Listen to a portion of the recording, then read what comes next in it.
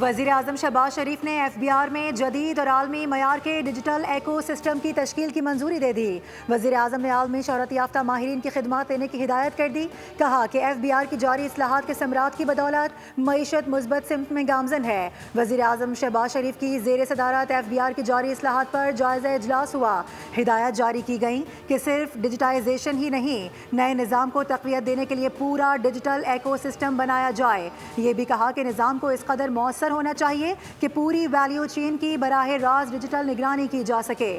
Tax بیس میں اضافے اور غیر رسمی معیشت کے خاتمے سے ہی عام آدمی کے لیے ٹیکس میں کمی کے ہدف کا حصول ممکن ہوگا۔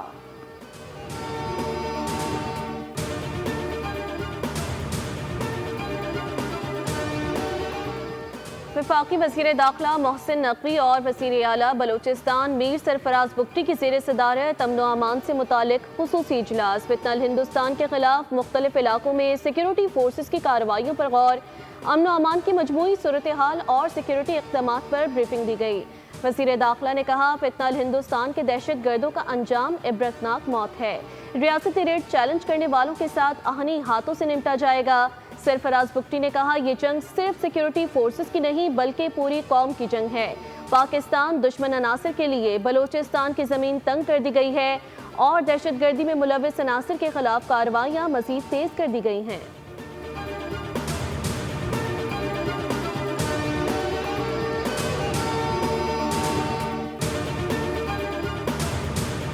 بھارت کے خطے میں تسلط اور بالا تری کی کوششیں 7 سے 10 مئی کے دوران دفن ہو گئیں۔ پاکستان امریکہ کے ساتھ ٹریڈ چاہتا ہے، امید ہے ہفتوں میں نہیں دنوں میں ٹریڈ ڈیل ہو جائے گی۔ پاکستان کی سب سے زیادہ برآمدات امریکہ جاتی ہیں۔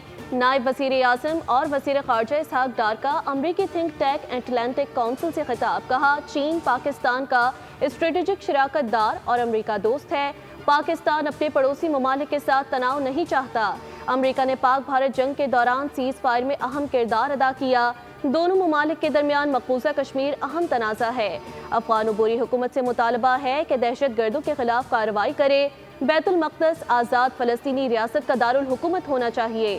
غزہ کی صورتحال انتہائی سنگین ہے۔ غزہ میں فوری طور پر سیز فائر ہونا چاہیے۔ وزیر خارجہ اسحاق ڈار کی امریکی وزیر خارجہ مارکو روبیو سے ملاقات۔ امریکی محکمہ خارجہ پہنچنے پر امریکی حکام نے اسحاق ڈار کا استقبال کیا۔ پاکستان کے سفیر رضوان سعید شیخ بھی اسحاق ڈار کے ہمراہ تھے۔ وفود کی سطح پر ہونے والی ملاقات میں دونوں فریقین کی جانب سے سینئر حکام شریک ہوئے۔ تجارت اور سرمایہ کاری سمیت اہم شعبوں میں تعاون پر تبادلہ خیال کیا گیا۔